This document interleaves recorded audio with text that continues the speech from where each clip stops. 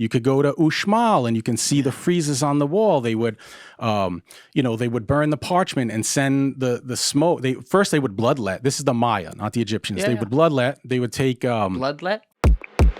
Oh, gee. Honestly, it started for me with hip hop. It was listening to MCs like KRS-One talking about metaphysics, or Killer Priest from Wu-Tang affiliate talking about astral projection, that made me want to understand what is this. Or KRS-One would talk about Egypt as Kemet, KMT. That is the original name of Egypt. Egypt is Greek, Egyptos. The original, word for there are actually many names for the land of Egypt, but one of the more prominent names was Kemet, KMT. And we today say Kemet. We use E, like Kemet. Right. That's an Egyptological convention. Okay, so the hieroglyphs for Kemet are the hieroglyphs for K, M, and T. Right. Which give us the word Kemet, which that's like the guy Land of Kem has the channel. That's what it's a reference to, right? Gotcha. Okay, yeah. But please continue. Yeah, I don't think the pyramids were chemical power plants, but exactly. It's an interesting opinion. I've already scrutinized it. I pulled in a metallurgist and a chemist to look at his theory with me, and it just doesn't hold up. We find that it's baseless when held up under scrutiny. But anyway, that word that he uses, chem, comes from Kemet. That was the name of the land, Kemet, which meant it was the dark, rich alluvial soil that was deposited along the Nile, juxtaposed against Deshert, which was the desert, the red desert. So the red desert, the black alluvial soil, Kemet, desert. They had other names too, like Ta Seti, the land of the bow, or Ta Meri, the beloved land. But Kemet was one big name, and we spell it with an E today because in hieroglyphs, you don't use vowels. There's no vowels in the written language. So what Egyptologists have to do is they'll often take an E to make it easy to pronounce in English. So if the word is KMT, Kem, which is probably more pronounced from the throat, like a Kemet, Kemet. And we don't know exactly how ancient Egyptian was pronounced either. We have to go off of the Coptic records and what we know about the Rosetta Stone to try to assume what it may have sounded like. No one knows exactly what the ancient Egyptian language sounded like. But the hieroglyphs KMT is for the land. And Egyptologists will add the E in there.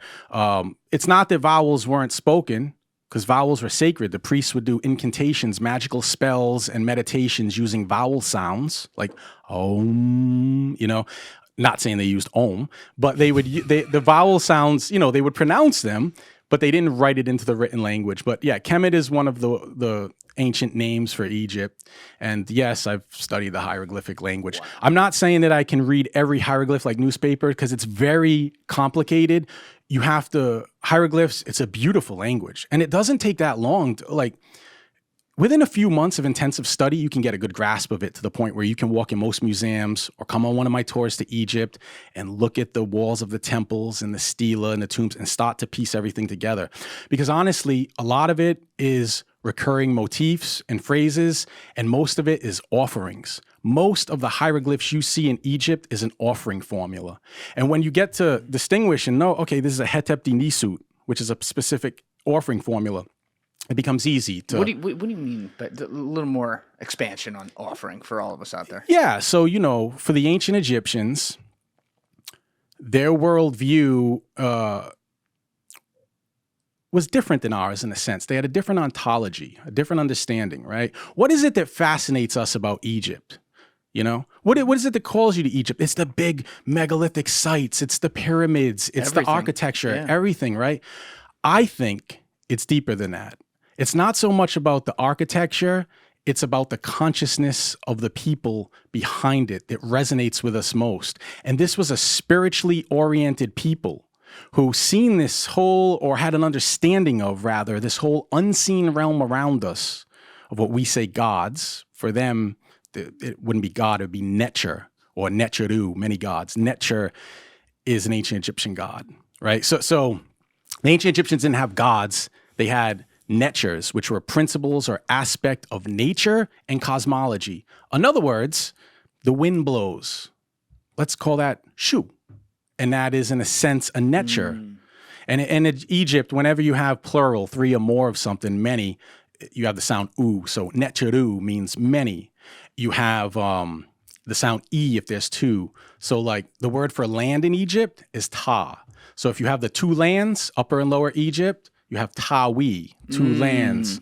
So Ta, Tawi, Tau. Netcher, Netcheri if there's two, Netcheru if there's three or more.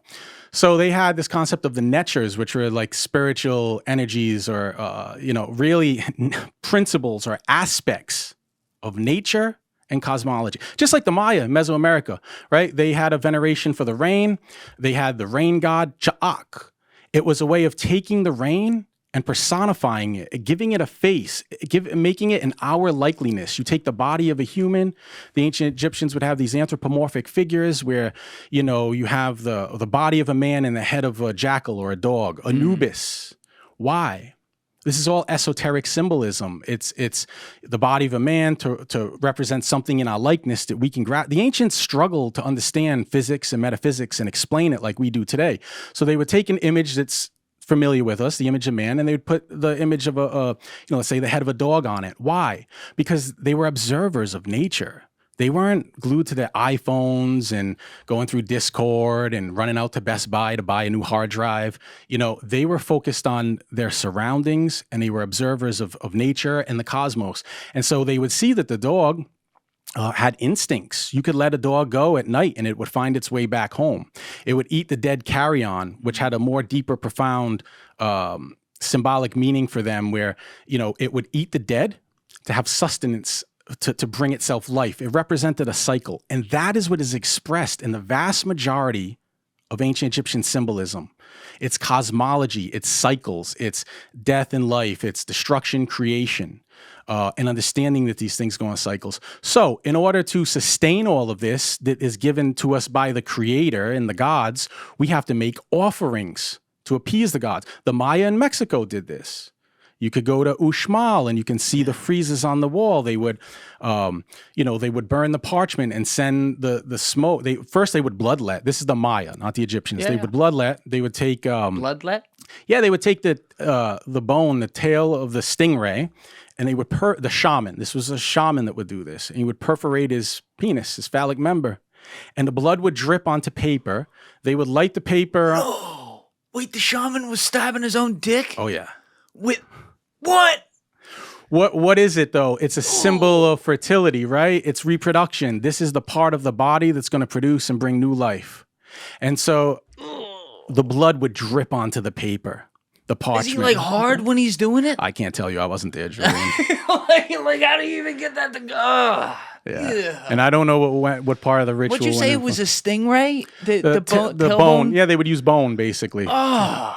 You can see it if you when you come on my trips to the Yucatan, you can see it at Uxmal. Up on the frieze, you can actually see the perforated penis. There was a bunch of them. Actually, they removed a bunch of them because I forget. It was one of the queens that had come there decades ago, and they removed all the phallic symbols. But some of them stayed behind. Anyway.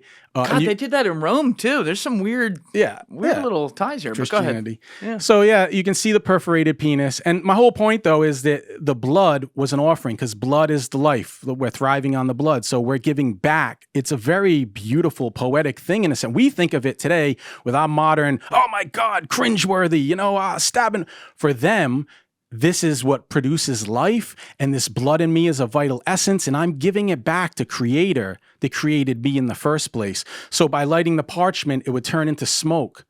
And, just like when you're sitting there smoking a blunt, it's a ritual in a sense, and the smoke is going up into the air, and anything that transcends the earth is, in symbolist interpretation, it's spiritual, that which can transcend the earth. And so it was a way of reconnecting with the divine cosmos. And so the Egyptians were the same. They made offerings to the gods, and they had to do it to sustain things in the afterlife. Thank you guys for checking out this clip. If you haven't already subscribed, please subscribe and hit the like button on this video. It is a huge, huge help. And if you'd like to check out this clip's full podcast episode, that link is in the description below or right here. And finally, you can follow me on Instagram and X by using the links in my description below.